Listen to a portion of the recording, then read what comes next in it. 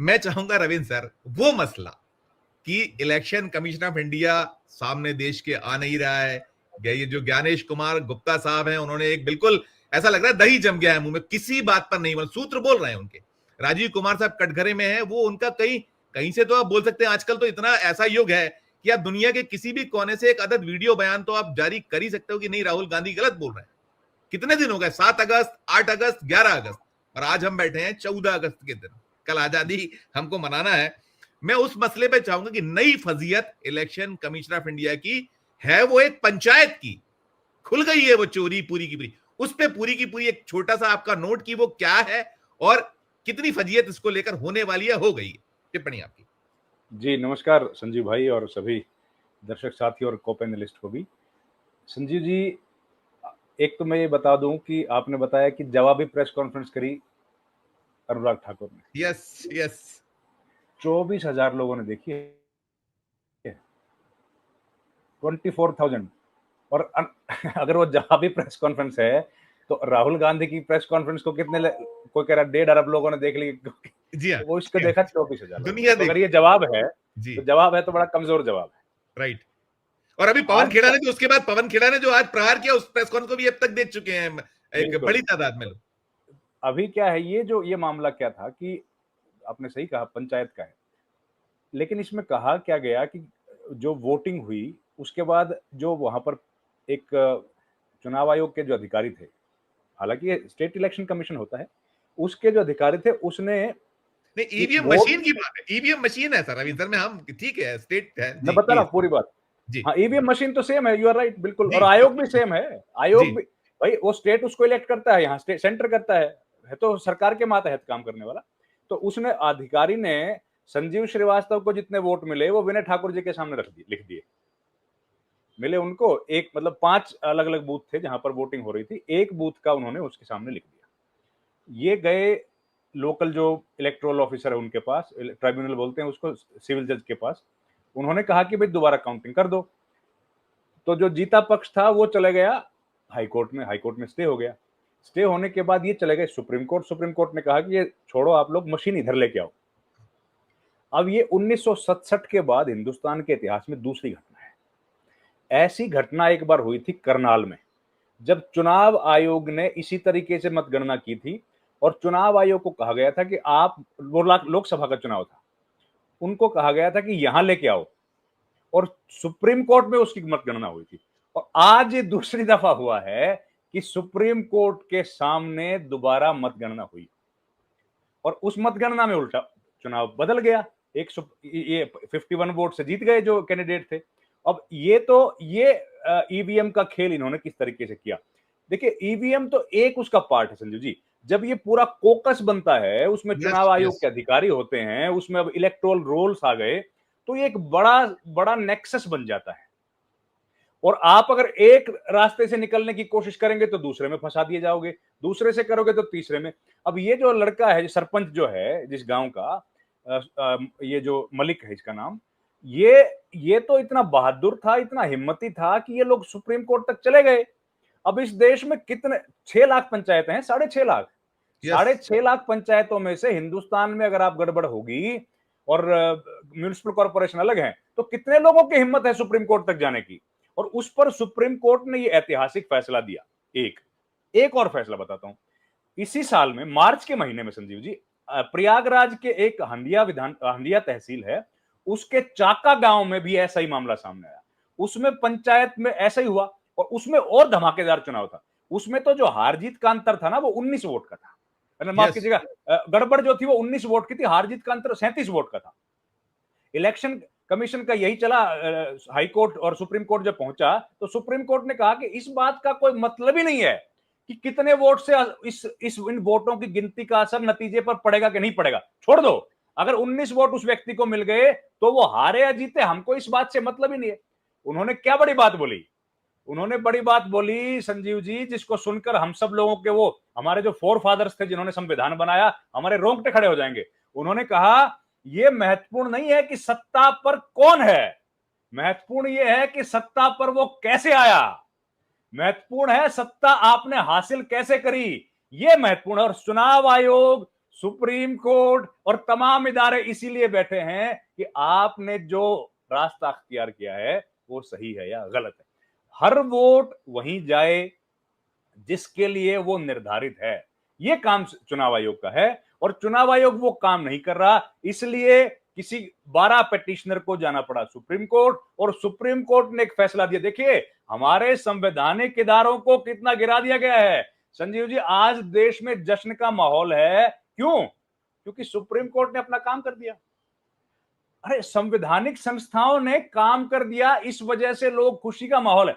इस तरह के फैसले तो कितने सालों से हम लोग देखते रहे हैं, लेकिन आज ये ऐतिहासिक फैसला हो गया। आज ऐतिहासिक फैसला हो गया क्योंकि लोग कहीं ना कहीं देश के इदारों से नाउम्मीद हो गए थे और उसमें ये उम्मीद की लौ जली है कि हिंदुस्तान में जो संविधान के जो पिलर्स हैं वो इतने मजबूत हैं कि विषम परिस्थितियों में भी काम करेंगे। ये इंटरिम ऑर्डर है, हमने आपने पढ़ा, ये इंटरिम ऑर्डर है। एक जो जजमेंट आता है कोर्ट का, जब केस चलता है तो फाइनल जजमेंट आने से पहले हो सकता है 10, 20, 30 ऑर्डर भी आ जाते हैं, लेकिन ये इंटरिम ऑर्डर इतना महत्वपूर्ण है, ये इतना दूरंदेशी है और इसका इतना व्यापक असर होने वाला है कि देखिए देश की पूरी पॉलिटिक्स को हिला के रख दिया इसने। जो पॉलिटिकल पार्टीज, कांग्रेस, जो बीजेपी या जो भी लोग थे जो इसको सपोर्ट कर रहे थे एसआईआर को, एक झटके में उनका जो शीश महल था वो ध्वस्त हो गया कि अब लोगों के वोट। और कहानी क्या है? कहानी संजीव जी यही है कि एक व्यक्ति का भी वोट काटने का अधिकार किसी को नहीं दिया गया है। मैं बार बार जो बात कहता हूं, 16 दिन तक संविधान सभा में मेरे मौलिक अधिकार के लिए बहस हुई है और 2 दिन चुनाव आयोग पर बहस हुई है, केवल 2 दिन के लिए। तो उनका जो पूरा संविधान का जो प्रारूप है वो टिका ही इस बात पर है कि मेरे संवैधानिक अधिकारों के ऊपर कोई अटैक ना करे। और अटैक की निंदा तो हमको उस बात की भी करनी चाहिए जो मेरे भाई पुष्पेंद्र पर सरकार ने करने की कोशिश की है, उसकी भी हम लोग इस चैनल के माध्यम से घोर निंदा करते हैं कि आजाद आवाजों को दबाने की कोशिश जो कर रही है सरकार, जो खुलेआम, जो सरेआम जो किया जा रहा है, ये हुकूमत के लिए गलत है। और हुकूमतों को इसलिए नहीं बनाया जाता है, उनका काम है आजाद आवाजों की हिफाजत करना। हमारा जो संवैधानिक अधिकार है बोलना, उसकी हिफाजत करना सरकारों का काम है। और ये जो एसआईआर में लोग जो लड़ाई लड़ रहे हैं, जो ये महिलाएं, भाई साहब, ये जो महिलाएं पटना से बिहार के दूर दराज के इलाकों से चलकर आ गई, हो सकता है अपनी जिंदगी में पहली बार भी दिल्ली में वो आई हो, लेकिन उनको क्यों आना पड़ा? क्योंकि उनको इस बात का पता है कि उनका अगर वोट छिन गया तो उनके पास बचेगा क्या। आज जो पूरा लड़ाई है, आज जो पूरी लड़ाई है वो अपने उसी वोट के लिए तो है। हम लोग एक बात बताइए संजीव भाई, इमरजेंसी थी, हो सकता है आप लोगों में से कई ने देखी, हमने तो चलो नहीं देखी, लेकिन इमरजेंसी में किसी की नौकरी गई क्या? किसी की नहीं गई। किसी के कारोबार बंद हुए क्या? किसी के नहीं बंद हुए। केवल एक बात हुई, क्या? आपके संवैधानिक अधिकार छीन लिए, वही तो छीने, बाकी तो सब कुछ था ही आपके पास। लोग कहते हैं ट्रेन टाइम पे चलती थी, लोग दफ्तर टाइम पे आते थे, लेकिन आपके अधिकार छीन लिए। उस अधिकार की लड़ाई का नाम ही तो इमरजेंसी है, उसी के विरुद्ध तो सब लोग इकट्ठा हुए कि आपने अगर हमारे फंडामेंटल राइट्स छीन लिए तो बचा क्या। ये भी वही लड़ाई थी और इस लड़ाई को आज हिंदुस्तान की आवाम ने मजबूती के साथ लड़ा, एकजुटता के साथ, एक आवाज में सुप्रीम कोर्ट में उन्होंने अपनी बात रखी और सुप्रीम कोर्ट ने उनकी आवाज का, उस बात का, उस मत का सम्मान किया और ये ऐतिहासिक फैसला आया। 2 दिन और 2 ऐतिहासिक फैसले, एक आज का और एक उस पंचायत के प्रतिनिधि का। वो कोई सामान्य फैसला नहीं है संजीव भाई, सुप्रीम कोर्ट इस बात की तस्दीक करता है।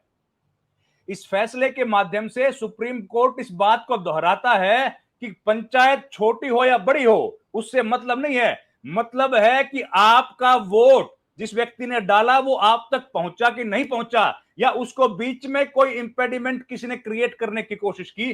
अगर एक व्यक्ति ने भी करने की कोशिश की तो वहां पर हिंदुस्तान का सुप्रीम कोर्ट बैठा है। और इससे बड़ी हम लोगों के लिए और जो मोटिवेशन है वो और क्या मिलेगा कि पंचायत के लिए भी सुप्रीम कोर्ट इतना गंभीर है। और पंचायत में 3,500 वोट है बस, उनके लिए भी वो इतना गंभीर है।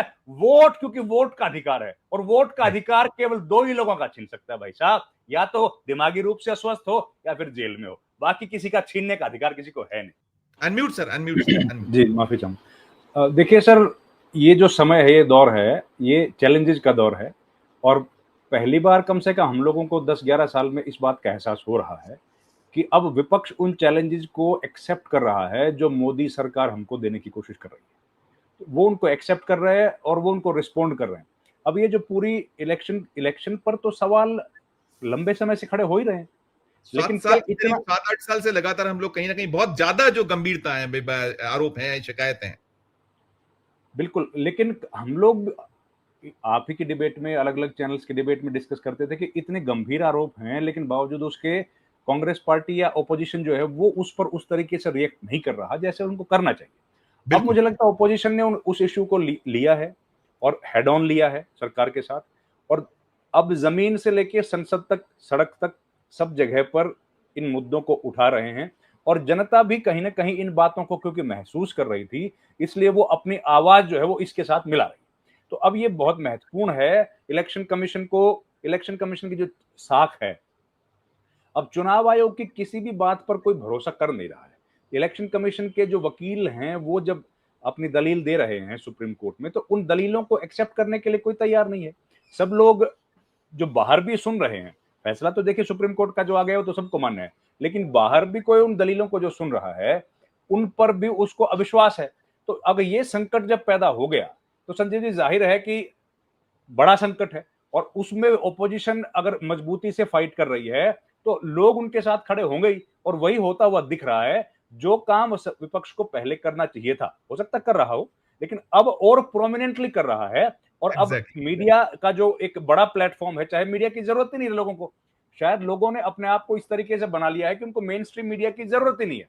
अब वो तमाम बातें कहीं ना कहीं उन लोगों तक पहुंच रही हैं, और इसीलिए समर्थन विपक्ष के पास बढ़ता जा रहा है। जी Sanjeev ji. Right, right sir, बिल्कुल।